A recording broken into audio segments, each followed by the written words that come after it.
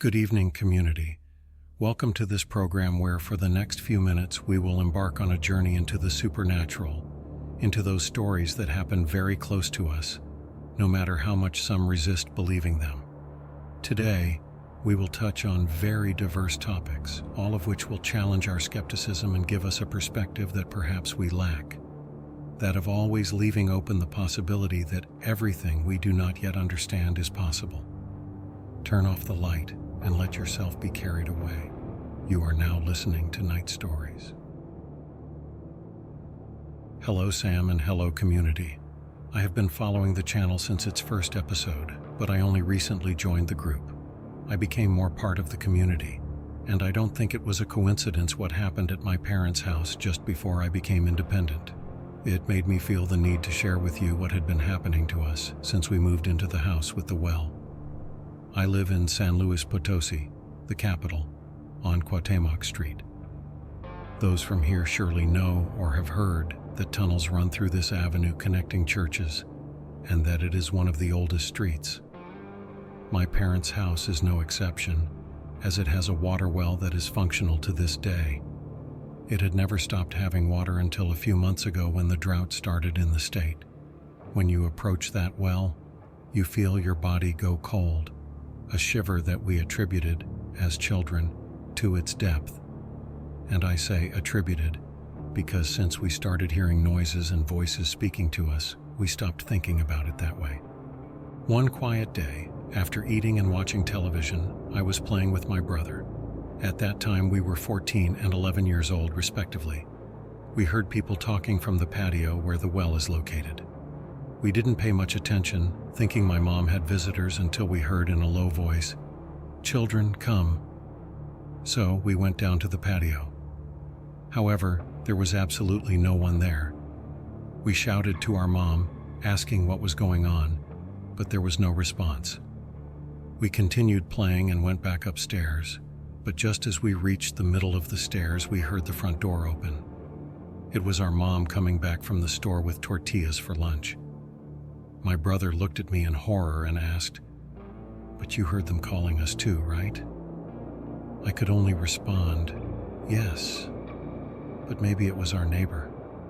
I didn't want to scare him and ruin that afternoon of games. At that moment, we didn't know, but it would be the first of many occurrences there.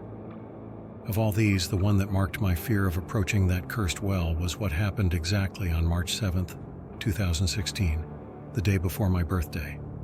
I was alone at home. My parents and siblings had gone out of state for a sports competition. As any teenager, it was the perfect weekend. I would have the house to myself to enjoy and break in my new television. I was in the kitchen preparing my meal when I heard that cursed "Son, come again." But this time, I heard it right in my ear. I was sure no one was there at that moment, so I tried to simply ignore it. I know it might not make sense, but that's what I did. Not listen. "Son, come," I heard again a few minutes later, but now it was distant. Fear began to take over my body. I ignored it, but that would be the start of the most terrifying weekend of my life. I finished eating and going upstairs. Right in the middle of the living room, I saw a black silhouette with its right arm extended. It was motionless and stayed there until I turned fully and it disappeared, not without first hearing "Son, come" once more. I ran to my room like never before, trying to calm myself, downplay its importance, and convince myself it was just my imagination. For a few hours, everything remained calm. I took a nap. However, I couldn't get that voice saying "Son, come" out of my mind. What ended that nap was hearing knocking at my door, but it was done in the peculiar way my mom always knocks, 4 times with a particular rhythm. I woke up disoriented, thinking they had arrived and were notifying me, but my parents wouldn't arrive until Tuesday. At that moment, I stood there observing the door when I heard again, with the exact same voice as my mom's, "Jacob, come down, son."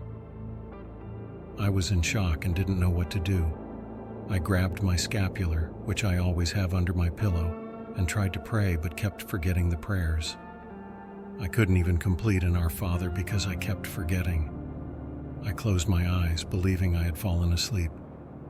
I heard the knocking again, but now it was coming from my parents' room. I got up and slowly went to see what was happening. I found nothing and had no idea what was going on. I went back to my room and like magic I could pray again, which gave me some calm. I continued doing my things. Night fell and hunger set in. I walked down the hallway to the stairs, and just as I started to descend, I heard that voice again, trying to make me believe it was my mom. "Jacob, come. I'm in the patio." I didn't know what to do. I looked up at the large skylight, trying to calm myself when I saw it again, the silhouette with the extended hand. But this time, it didn't leave. This time, I looked at it directly, and it stayed there. Gradually, as I kept looking, it took shape.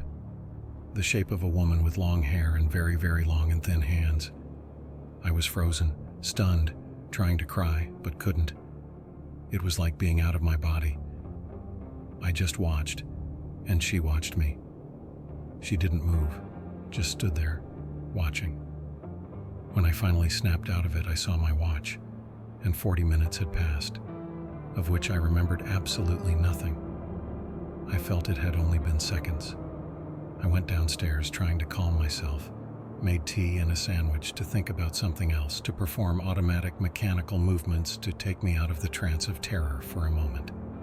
Just a moment. Just as I was about to bite into my food, I heard again, "Son." This time it was an angrier tone, as if scolding me, but it was still my mom's voice. I swore it was her. I got desperate and shouted, "You are not my mom." There was silence, then a laugh that haunts me to this day. I had no idea how to react to that. I prayed and prayed again, but I kept hearing, "Jacob's son." I couldn't sleep or act as if nothing was happening. I packed my things and called my grandmother, who was still alive, and our neighbor a few streets away.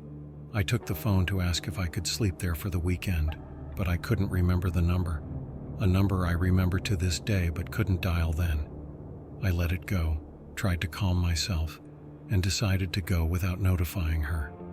I knew that telling my grandmother would make everything better. Walking through the gate to the front door, the house phone started ringing with the tone assigned to my grandmother. I couldn't believe it. I felt my grandmother knew what was happening and was calling me because of it. I answered, and my grandmother asked, "Honey, is everything okay? You called, but I only heard your breathing, and before hanging up you said goodbye. Is everything okay? Do you want your grandfather to come over?" Just as I was about to tell her no, that nothing was okay, I heard it again. "Son, come, fly." But it wasn't my mom's voice anymore. It was the same voice that had laughed before. I ran, leaving my things behind, trying to open the door, but it was locked. I used my keys, but none of them worked, as if it were a different lock. I didn't know what to do. I didn't want to go back inside for some reason. I felt safe there in the gate area. It was like out there, I couldn't feel or hear anything that had happened.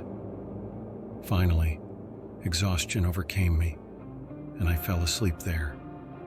I didn't feel cold. I felt nothing, just slept, believing it was all a dream, a nightmare. The breeze from the rain woke me, and realizing I was still in the gate area, I knew that hell hadn't ended. It was 2 a.m. Feeling calmer, and after resting a bit, I gathered the courage to run through the gate to reach the patio. But just as I arrived, I was frozen, stunned. There she was, the woman I had seen by the well, with her arm extended, pointing at it, and a smile visible in the darkness. I saw her lips move, but I heard nothing, as if she wanted me to come closer. I didn't want to, but it felt like I had no control over my body. I took a few steps and reached a pillar supporting the roof. I don't know how I did it, but I stopped. I heard that demonic voice again. "Come down with me." In my mind, I prayed and prayed, and as best I could, I ran to my room and locked myself in. I knew it wasn't long until dawn, so I stayed there with all the lights on. Dawn came, and the rain stopped.